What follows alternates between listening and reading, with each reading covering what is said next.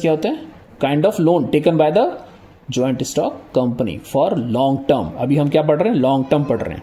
ये सारी चीज़ें लॉन्ग टर्म्स के लिए होती हैं। कंपनी 1 साल में 2 साल में पैसा वापस नहीं करती है, 5 साल 6 साल 8 साल 9 साल 10 साल में पैसा वापस करती है। अब फिर है लोन्स फ्रॉम कमर्शियल बैंक्स। तो ये तो कॉमन चीज़ है कि अगर कंपनी को पैसे की ज़रूरत पड़ती है तो कमर्शियल बैंक के पास जाती है, लेकिन इसका एक चीज़ ये है कि यहाँ पे आपको लॉन्ग टर्म ना मिल के यहाँ पे आपको क्या मिलता है? मीडियम टर्म लोन्स मिलता है। कमर्शियल बैंक से हमको मीडियम टर्म लोन्स मिलता है।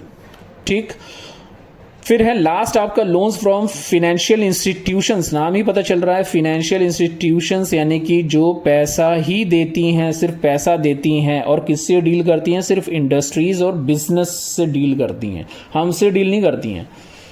No common people have a account in financial institution. Who will have an account in the financial institution? Only the industries or business would have the account in financial institution and they provide, और वो किस तरह का loan देती है? Long term loans देती है। ठीक, इसके बदले में हमको इंटरेस्ट देना पड़ता है हर महीने, जैसा भी हमारा एग्रीमेंट हुआ हो।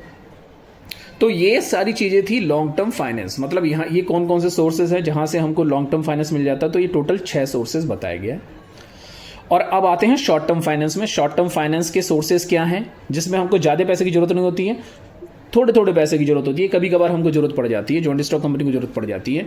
कभी हो सकता है सैलरी देने के लिए पैसा ना हो तो या फिर गुड्स रॉ मटेरियल वगैरह परचेज करने के लिए पैसा ना हो, तो कंपनी क्या करती है? ये शॉर्ट टर्म फाइनेंस की ओर भागती है।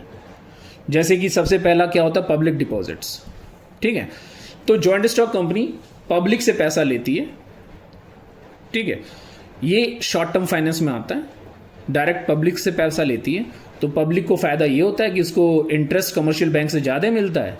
और जो जॉइंट स्टॉक कंपनी जो इंटरेस्ट देगी इस पब्लिक डिपॉजिट्स पे, वो कंपैरेटिवली लेस होता है, कम होता है अदर फिनेंशियल इंस्टीट्यूशन से और या फिर कमर्शियल बैंक से। कमर्शियल बैंक में उसको ज़्यादा इंटरेस्ट देना पड़ता है, फिनेंशियल इंस्टीट्यूट में ज़्यादा इंटरेस्ट देना पड़ता है।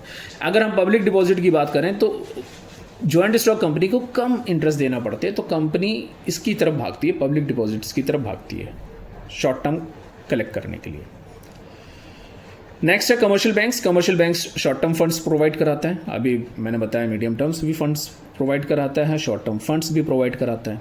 फिर है ट्रेड क्रेडिट। ट्रेड क्रेडिट बहुत सिंपल है। जब एक बिजनेसमैन दूसरे बिजनेसमैन को जब कोई क्रेडिट पे कोई सेल करे, गुड्स सेल करे, तो उसको हम क्या कहते हैं? Trade credit. Okay, when one businessman sell the goods on credit to other businessman, then it is known as trade credit. ये 3 महीने जिसमें बिल्स ऑफ एक्सचेंज वगैरह आपने पढ़ा होगा, तो इसमें भी प्रॉमिस किया जाता है कि 3 महीने बाद 4 महीने बाद हम अपने दूसरे पार्टनर को, दूसरे बिजनेसमैन को पैसा लौटा देंगे। तो हमारे लिए ये भी एक सोर्स है जब हमको गुड्स उधार मिल जाता है, सोर्स ही है एक। Customer advance. तो कभी कभी कस्टमर हमको ऑर्डर देते हैं, तो ऑर्डर के लिए हम कहते हैं भाई हमारे को ऑर्डर तो आपका पूरा कर देंगे लेकिन हमको कुछ एडवांस चाहिए। बहुत जगह होता है ऐसा, जैसे आप केक का ऑर्डर देते हैं तो आपका शॉपकीपर जो होता है तो आपसे कहता है कुछ पैसा जमा कर दीजिए। ठीक है, आप जब बड़ा बड़ा ऑर्डर देते हैं तो आपका जो शॉपकीपर होता है कहता है एडवांस सर जमा कर दीजिए, तो उसी को कस्टमर एडवांस कहते हैं। सिंपल है। ठीक है, नेक्स्ट फैक्टरिंग। फैक्टरिंग थोड़ा सा अलग टॉपिक है आप लोगों के लिए।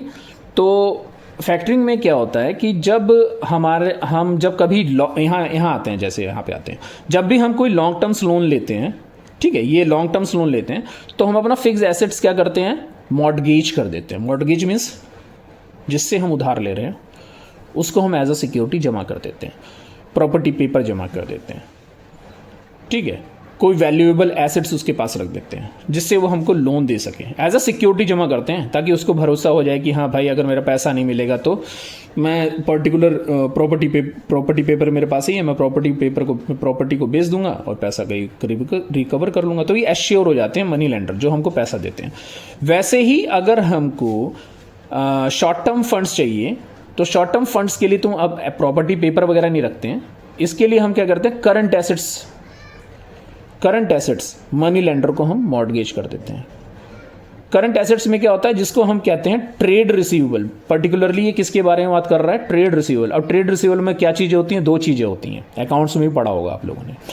ट्रेड रिसीवेबल में दो चीज़ें होती हैं, दो आइटम्स होते हैं। पहला आइटम होता है डेटर्स और दूसरा आइटम होता है बिल्स रिसीवेबल।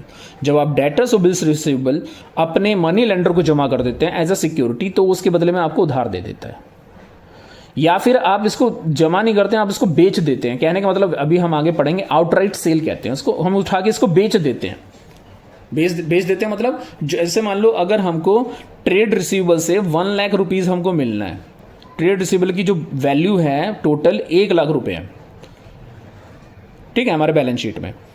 तो ये 1 लाख रुपए का जो है, ये जो ट्रेड रिसीवेबल हमने उठा के बेच दिया, लेकिन आपको पूरा पैसा नहीं मिलेगा। ये 1 लाख रुपए आपको पूरे नहीं मिलेंगे।